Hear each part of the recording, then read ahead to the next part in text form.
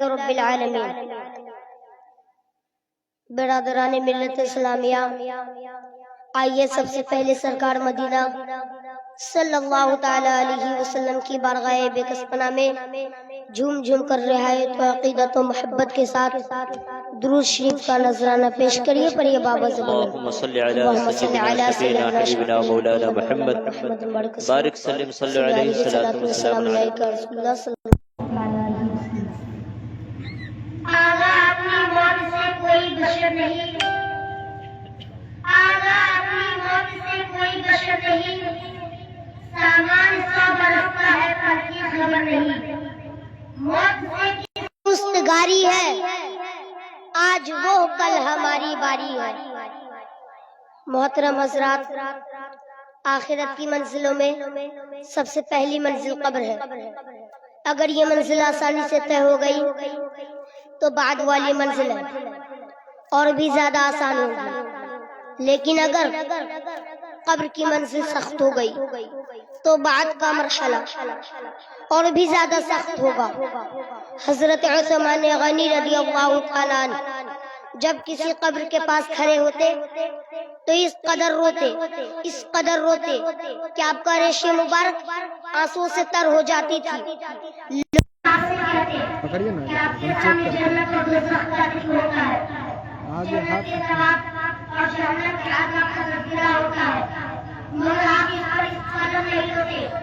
جتنا قبر کو دیکھ کر ہوتے ہیں۔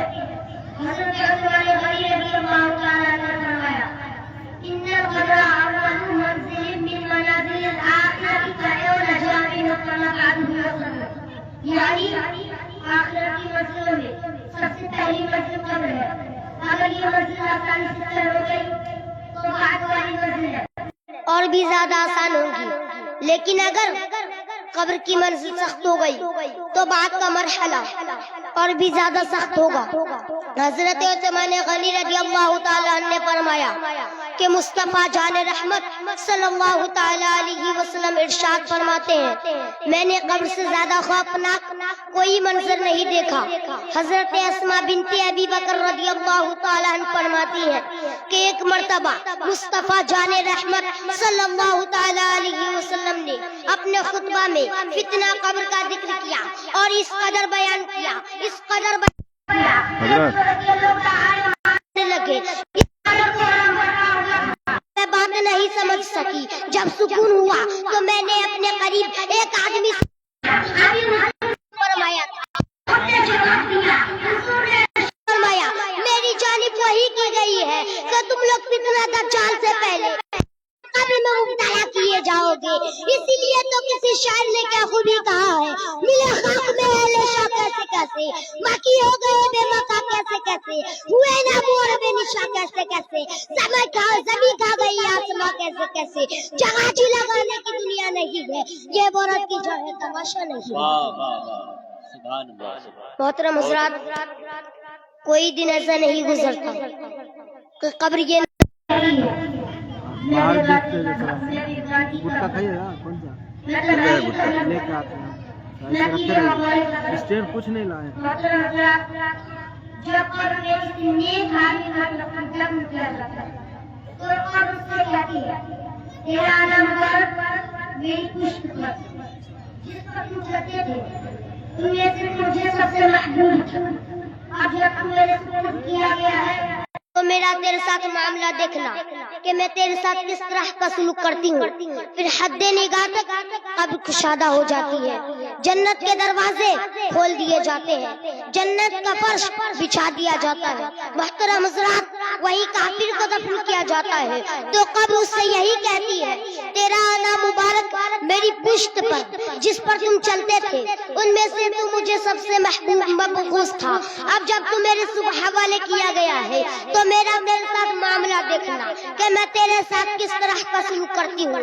پھر قبر سے اس قدر بینچتی ہے، اس قدر بینچتی ہے کہ دائیں طرف کی پسلی سے بائیں طرف کی پسلی گھسنے لگتی ہے اور بائیں طرف کی پسلی سے دائیں طرف کی پسلی گھسنے لگتی ہے، اور اس کے 70 ہستے ہیں۔ دوسری حدیث کے مطابق 99 ہستے ہیں، جن میں سے اگر ایک بھی زمین پر پھونک مار دے تو قیامت تک اس کچھ نہ اگے گا، لہذا وہ ہنستے ہیں، اسے قیامت تک ڈستے رہتے ہیں۔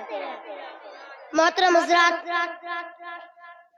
مصطفیٰ جان رحمت صلی اللہ تعالی علیہ وسلم ارشاد فرماتے ہیں کہ جب قبر میں مردہ کو دفن کیا جاتا ہے تو اس کے پاس دو فرشتے آتے ہیں جن کی آنکھیں نیلی ہوتی ہے، جن کا رنگ کالا ہوتا ہے۔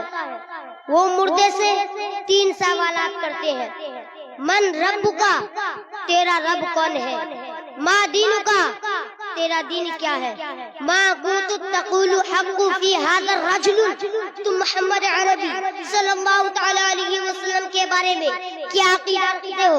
اگر جواب دینے والا بندہ مومن رہتا ہے تو جواب دے دیتا ہے میرا رب اللہ ہے، میرا دین اسلام ہے، میں محمد عربی صلی اللہ تعالی علیہ وسلم کے بارے میں یہ عقیدہ رکھتا ہوں کہ اللہ تبارک و تعالیٰ نے انہیں حق کے ساتھ معبود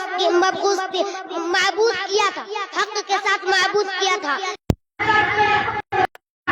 فرش بچھا دیا جاتا ہے، دیا جاتا ہے، جنت کا بستر بچھا دیا جاتا ہے، جنت کا دروازہ کھول دیا جاتا ہے، جس سے وہاں کی خوشنودی ہوائیں آتی رہتی ہے۔ پھر فرشتے مردے سے کہتے ہیں سو جا، سو جا، جیسے دلہن سوتی ہے۔ مردہ کہتا ہے میں ذرا جاؤں، اپنے گھر والوں کو اپنا حال تو بتا دوں۔ فرشتے کہتے ہیں نہیں نہیں، یہاں آنے کے بعد واپسی کا قانون نہیں ہے، لہذا بس تو بھی قیامت تک کے لیے سوچو۔ وہی جواب دینے والا بندہ کافر رہتا ہے تو ہر سوال کے جواب میں یہی کہتا ہے ہاں لا ادری، ہائے افسوس میں نہیں جانتا، ہاں لا ادری، ہائے افسوس میں نہیں جانتا۔ لہٰذا اس کے لیے حکم ہوتا ہے جہنم کا فرش بچھا دیا جاتا ہے، جہنم کا لباس پہنا دیا جاتا ہے، اور اس مردے کو عذاب دینے کے لیے ایک اندھا اور بہرا فرشتہ مقرر کر دیا جاتا ہے جو ایک لوہے کے عرص سے قیامت تک اس کی پٹائی کرتا رہتا ہے۔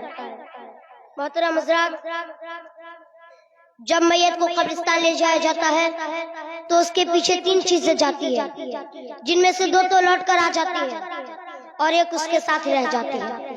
محترم حضرات، اس کے پیچھے پہلا اس کے رشتہ دار، دوسرا اس کا اعمال، تیسرا اس کا روپیہ پیسہ، اس کی مال و زر، اس کی دولت جو وہ اپنے خون کو پسینے کی شکل میں تبدیل کر بہا کر کمایا ہوتا ہے۔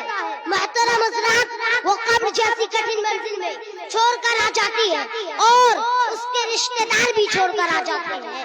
صرف اس کا عمل رہ جاتا ہے، صرف اس کا عمل رہ جاتا ہے جو قبر میں روشنی کا سامان بھی بن جاتا ہے، جو قبر میں منکر نکیر کے سوال کا جواب بھی بن جاتا ہے۔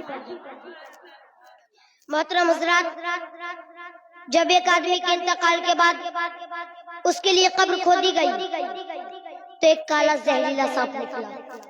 لوگ ڈر گئے، اس قبر کو بند کر دیے۔ دوسری جگہ قبر کھودی، وہاں بھی یہی سانپ نکلا۔ محترم حضرات، لوگ اس قبر کو بھی بند کر دیے۔ تیسری جگہ قبر کھودی، وہاں بھی یہی سانپ نکلا۔ سانپ زبانی حالت سے کہتا رہا کہ تم جہاں قبر کھودو گے میں وہاں ملوں گا، کیونکہ جب یہ بندہ حضور علیہ الصلوۃ والتسلیم کا نام سنتا تھا تو درود پڑھنے میں بخیلی کرتا تھا۔ اسی لیے تم جہاں قبر کھودو گے میں وہاں ملوں گا، تم جہاں قبر کھودو گے میں وہاں ملوں گا۔ ایک دن تو مرنا ہے، پھر موت سے کیا ڈر؟ ارے جب میں مروں تو میرے کفن پہ میرے خواجہ کا نام لکھ دینا، اور جب میں مروں تو میرے کفن پہ میرے خواجہ کا نام لکھ دینا۔ میرے ساتھ استغفار کر لیجیے، استغفر اللہ ربی من کل ذنب واتوب الیہ۔ اسلامی کلمہ زور سے پڑھیے، لا الہ الا اللہ محمد رسول اللہ صلی اللہ تعالی علیہ وسلم وما علینا الا سبحان اللہ۔